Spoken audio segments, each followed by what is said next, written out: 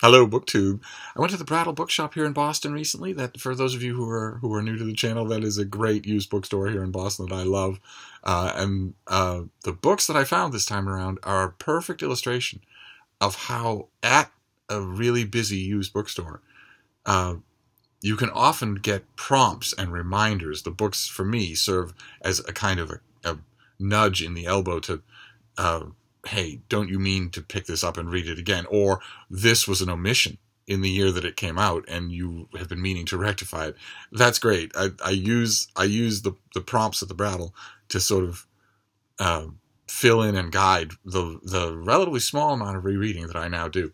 There's the first three of these fit that category. The first one is this, The Age of the Warrior by Robert Fisk, who wrote the gigantic book, The Great War for Civilization, a fantastic book about the modern Middle East. And this is just a collection of essays from, along the same lines from 2008.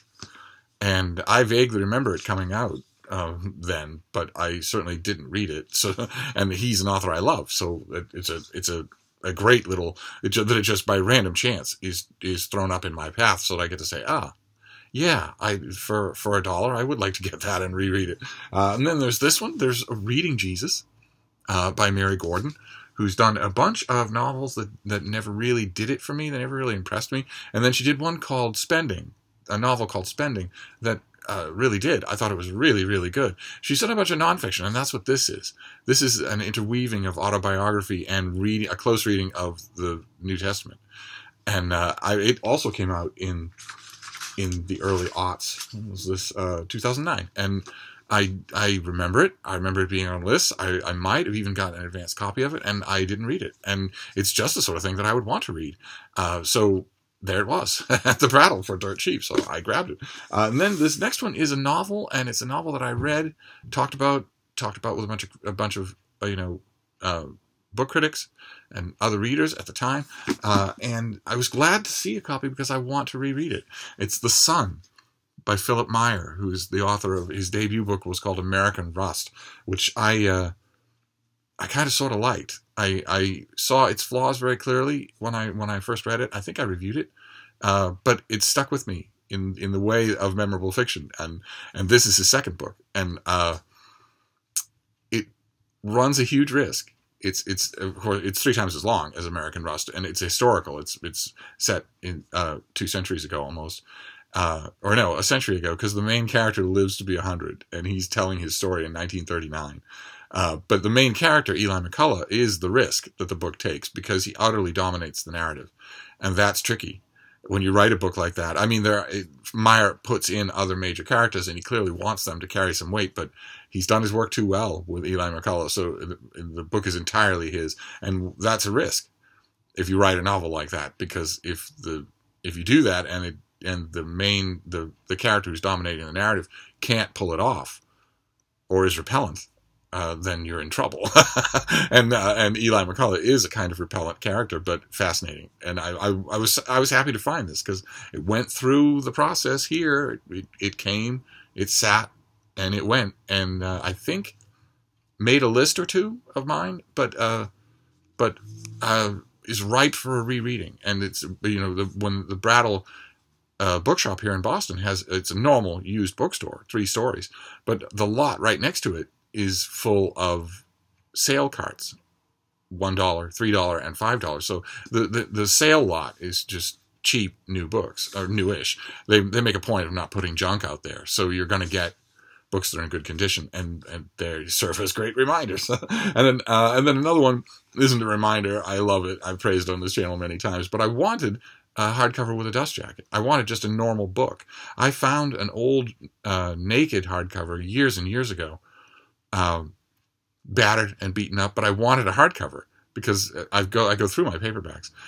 So I made a cover for that old hardcover, and it doesn't look very good, of course, as you can imagine. So I was happy to find this for like 50 cents. This is Red Dragon by Thomas Harris. And that is our author as a young man. And now I have it. Now I can just, I reread this thing periodically, and now I don't have to worry about cracking the spine on another paperback. And then the next book is a callback directly to something that I think we saw on what I think was our very last Brattle used book haul, or at least a used book haul. I don't really remember if it was Brattle. I think it was. But we saw recently an oversized illustrated book called The Edwardians by J.B. Priestley. And as often happens with Brattle, if one person has a bunch of books along a similar theme and they sell them all at the same time, they get put in boxes and they get put in the Brattle's basement, and they eventually get sorted and shifted and brought back up into the light of day.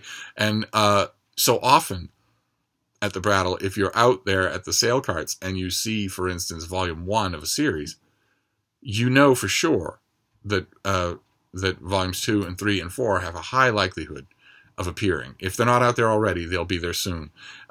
It's just a kind of the flow of the sale lot at the Brattle. And this is a perfect example of that, because this is Victoria's Heyday by J.B. Priestley. So this is sort of a companion volume to his Edwardian thing.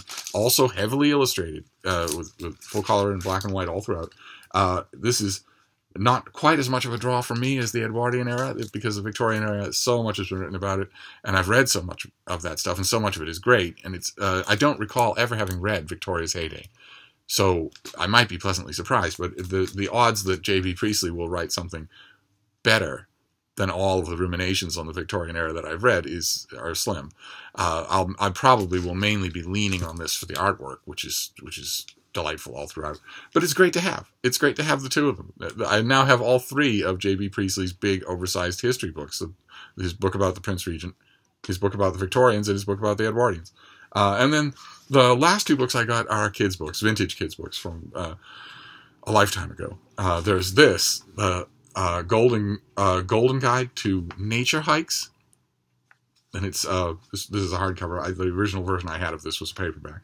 But it just walks you through a normal American nature hike. What will you see?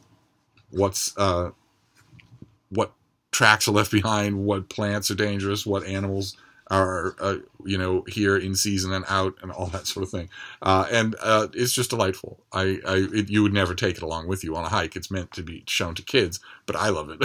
And the next one is the How and Why Book of Birds, which is the same thing. This came out eons ago, and has all of these color illustrations that were done specifically for. You've got color and black and white illustrations all throughout that are just wonderful. So this is a region by region sort of plumage guide to major American birds, and also all throughout practical advice geared, of course, for kids on birding, on seeing these things in the wild. And I had a copy of this a long time ago, and I don't know what happened to it, but I'm very happy to have it back. So there you go. That was a very Brattle mail haul there, a Brattle book haul. But it gives me a chance to go back at a lot of these books, which is great. You've got these 2 old nature guides, Victoria's Heyday, Red Dragon, which I'm going to try and resist rereading right away because I've got other stuff to do. Then The Sun by Philip Meyer, Reading Jesus by Mary Gordon, and the Age of the Warrior by Robert Fisk. So there you go. That's just a sample of the bounties of the Brattle. But I'll wrap this up for now, and I'll see you soon. Thank you, BookTube.